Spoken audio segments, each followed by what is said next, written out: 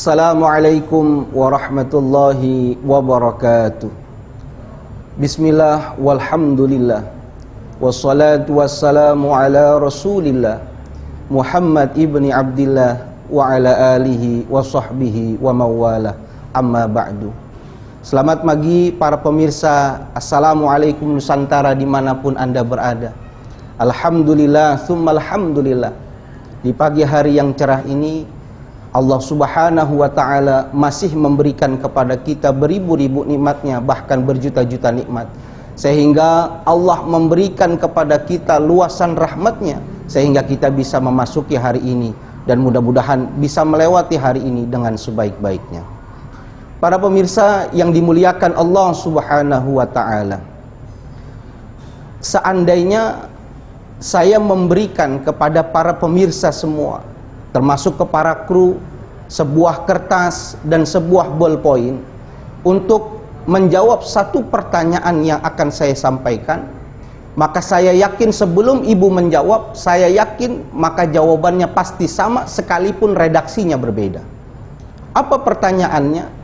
Saya ingin bertanya, kira-kira cita-cita terbesar apa yang diinginkan oleh para ibu bapak pemirsa sekalian? Maka semuanya pasti akan menjawab sekalipun redaksi berbeda. Mereka ingin menjadi orang yang bahagia di dunia dan menjadi orang yang bahagia di akhirat. Dan itulah yang disebut dengan konsep kebahagiaan yang sempurna. Sehingga di dalam Al-Quran Allah subhanahu wa ta'ala mengatakan, wa minhum may yaqulu rabbana atina fid dunya hasanah wa fil akhirati hasanah wa qina azabannar. Orang meminta, berdoa kepada Allah agar Allah subhanahu wa ta'ala memberikan kebahagiaan di dunia, begitu pula dengan mendapatkan kebahagiaan di akhirat. Saya belum pernah bertanya kepada jamaah semuanya ketika pengajian, adakah di dunia ini yang ingin menjadi orang yang belangsak di dunia dan belangsak di akhirat? Serentak mereka mengatakan, enggak mau Ustaz. Bahkan orang yang di dunianya saja sudah diuji dengan kemiskinan, dengan berbagai macam musibah, ketika bangun di malam hari dia berdoa kepada Allah subhanahu wa ta'ala, maka di dalam doanya dia mengatakan, ya Rabb, tidak apa-apa di dunia ini kau berikan aku dengan berbagai macam ujian dan cobaan, tapi ku berharap ya Rabb, dengan menerimanya aku dengan ujian ini, mudah-mudahan dijadikan pahala agar aku bisa mendapatkan kebahagiaan nanti di negeri akhirat. Inilah konsep kebahagiaan, yaitu bahagia di dunia dan bahagia di akhirat. Namun pemirsa yang dimuliakan Allah, yang menjadi tolak ukur kita, barometer kita, orang itu dikatakan menjadi orang yang bahagia di dunia dan di akhirat, itu apa barometernya? Seperti orang dikatakan, oh orang itu adalah orang kaya, maka barometernya apa? Secara urfiah, secara kemasyarakatan, orang dikatakan orang kaya raya apabila uangnya banyak, mobilnya lebih dari satu, rumahnya tingkat, harta bendanya luar biasa banyak, orang bisa dikatakan itu orang kaya. Tapi apakah orang kaya itu sudah dikatakan orang yang bahagia di dunia dan di akhirat? Belum tentu. Karena apa? Nyata-nyatanya berapa banyak kita lihat orang-orang yang bunuh diri, loncat daripada gedung dengan mobil mewahnya, itu ternyata adalah orang-orang yang kaya raya. Oleh karena itu, apa barometernya orang itu dikatakan orang yang bahagia di dunia dan bahagia di akhirat? Maka perlu kita melihat satu pendapat yang disampaikan oleh Imam Ibnu Hajar Al-Asqalani di dalam kitabnya, yang beliau menukil satu ungkapan ulama yang bernama Syekh Buzur Jamhar. Apa yang Syekh Buzur Jamhar katakan? Beliau mengatakan, sittu khisalin ta'dilu jami'ad dunya. Ada 6 hal yang apabila 6 hal itu dimiliki seseorang di dunia akan memberikan efek kebahagiaan di akhirat.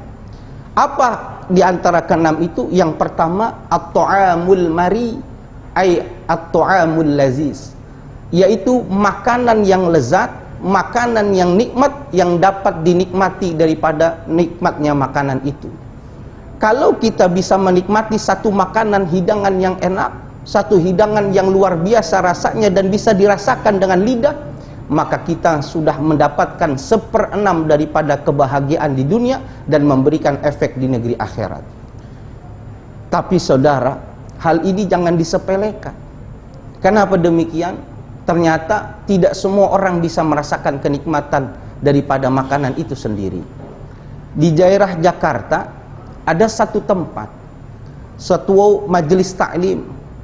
Ketika gurunya selesai menyampaikan pengajian, maka salah seorang jamaahnya datang. Dia datang menghadap kepada gurunya, berbisik-bisik, seakan-akan dia tidak ingin diketahui oleh orang lain hal apakah yang ingin dia sampaikan kepada gurunya itu. Maka dia bilang kepada gurunya, "Wahai Tuan Guru, izinkan saya untuk memohon agar Tuan Guru sudi untuk mendoakan kepada saya." Maka gurunya mengatakan, "Iya, insya Allah saya doakan." "Memang ada apa?" "Wahai Tuan Guru yang mulia, saya sudah berobat di Jakarta tapi belum sembuh. Saya sudah berobat lagi sampai ke Australia belum sembuh, ke Singapura belum sembuh. Sekarang saya sudah kumpul uangnya, saya rasa sudah cukup, saya nabung selama 20 tahun, saya mau pergi lagi ke Amerika, mau berobat agar penyakit saya bisa sembuh." Maka ditanya sama gurunya, "Memang penyakit apa kok sampai harus menabung 20 tahun lamanya untuk berobat? Emang kena sakit apa?" Maka muridnya itu mengatakan, "Sudah berapa lama bibir saya tidak bisa merasakan sesuatu apapun yang masuk ke dalam diri saya.